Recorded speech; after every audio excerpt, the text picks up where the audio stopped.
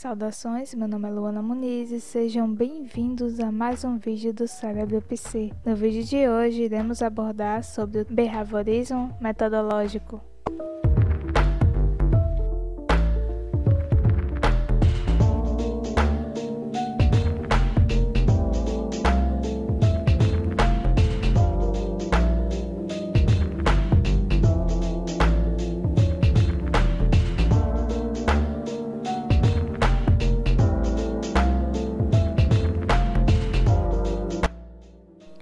O behaviorismo metodológico foi fundado por John B. Watson e vamos falar um pouquinho sobre sua história antes de adentrar a teoria do behaviorismo metodológico. John B. Watson era um psicólogo pioneiro que desempenhou um papel importantíssimo no desenvolvimento do behaviorismo. Watson acreditava que a psicologia deve ser principalmente a ciência do comportamento observável. Ele é lembrado por suas pesquisas e sobre o processo de condicionamento, bem como a experiência do pequeno Albert, na qual ele demonstrou que uma criança pode ser condicionada a temer um estímulo anteriormente neutro. Suas pesquisas também revelou que este medo poderia ser generalizado para outros objetos semelhantes. John B. Watson nasceu em 9 de janeiro de 1878 e veio a falecer em 25 de setembro de 1958. John B. Watson cresceu na Carolina do Sul e mais tarde ele entrou para a Universidade de Furman com a idade de 16 anos. Depois de se formar 5 anos mais tarde, ele conseguiu o grau de mestre e começou a estudar na psicologia na Universidade de Chicago. Watson também recebeu seu PhD em psicologia em 1903. Durante sua carreira, ele ensinou psicologia na Universidade de Johns Hopkins em 1908.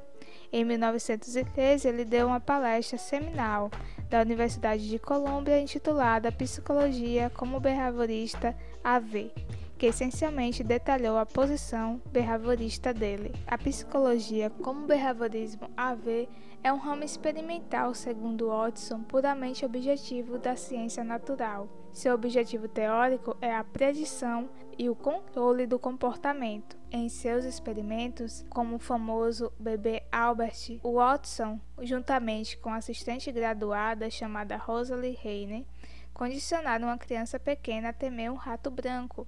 Eles realizaram isso emparelhando repetidamente o rato branco com um ruído alto e com um susto. Eles também foram capazes de demonstrar que esse medo pode ser generalizado para outras coisas brancas e objetos peludos. A ética desse experimento muitas vezes é criticada atualmente. Watson manteve-se na Johns Hopkins University até 1920. As contribuições de John Watson, que definiu o cenário para o behaviorismo que logo passou a dominar a psicologia, muitos dos conceitos e princípios ainda são amplamente usados hoje. Condicionamento e modificação de comportamento ainda são amplamente utilizados em terapias e treinamentos comportamentais para ajudar os clientes a mudar comportamentos problemas e desenvolver novas habilidades. Suas conquistas, em 1915, ele serviu como presidente da Associação Americana de Psicologia. Em 1919, publicou Psychology from the Standpoint of a Behaviorist. Em 1925, publicou Behaviorism. Em 1928, publicou Psychology, Care of Infant and Children. E em 1957, ele recebeu o prêmio da APA pelas contribuições para a psicologia. Em suas publicações temos Psychology as the Behaviorist Views, de 1913. Watson também publicou em 1920 Conditioned Emotional Reaction, do Jornal de Experimentos de Psicologia, em 1920. Partindo agora para o behaviorismo metodológico, vemos que John Watson baseou sua teoria no condicionamento também do russo Ivan Pavlov. O behaviorismo metodológico, ou considerado clássico, se opõe ao mentalismo e ao introspeccionismo, ou seja, descarta os estudos relacionados à mente, pensamento e emoções, e é baseado através de observação e experimentação. Essa abordagem defende que o comportamento pode ser possivelmente e controlado a partir de estímulos.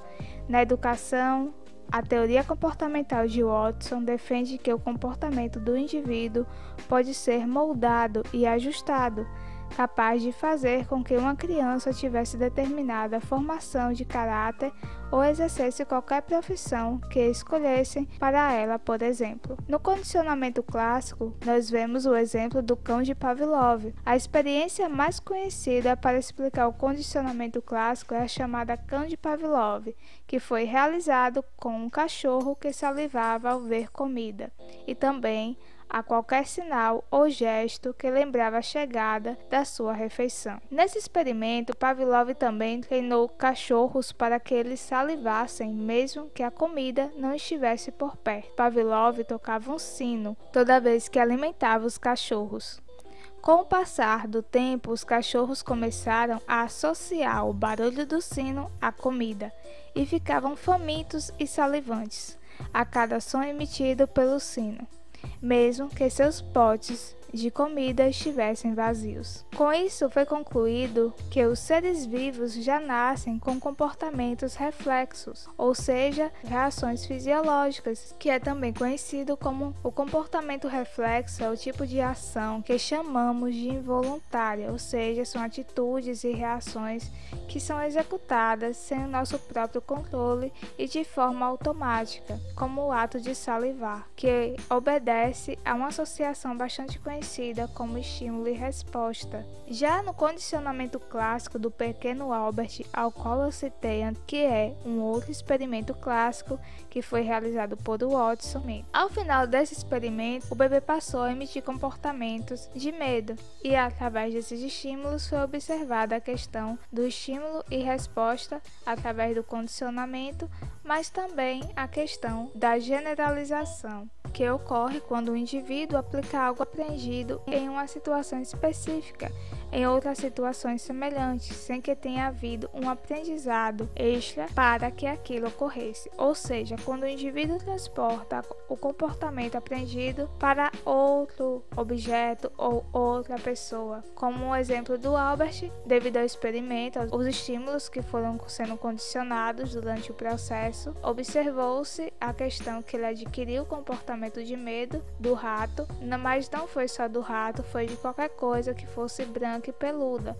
Resumindo, ocorreu a generalização e se ele observasse, se ele visse um algodão ou um coelho branco, ele simplesmente teria medo porque ele simplesmente associou, ele generalizou. Então, vemos que o behaviorismo metodológico segue de um método prático que é realizando experimentos ao qual envolve o estímulo e a resposta, mas também a questão do condicionamento que é retirado de Ivan Pavlov, e através disso surge o behaviorismo metodológico de Watson. A partir disso, ele se torna um dos teóricos mais importantes também do behaviorismo, ao qual faz parte da ciência comportamental, e através dos seus experimentos pôde-se observar comportamentos que antes não eram observáveis por outras abordagens. Então, ficamos por aqui.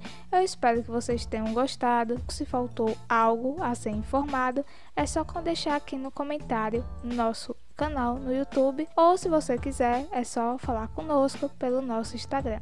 Então, fico por aqui. Muito obrigada a todos e tchau!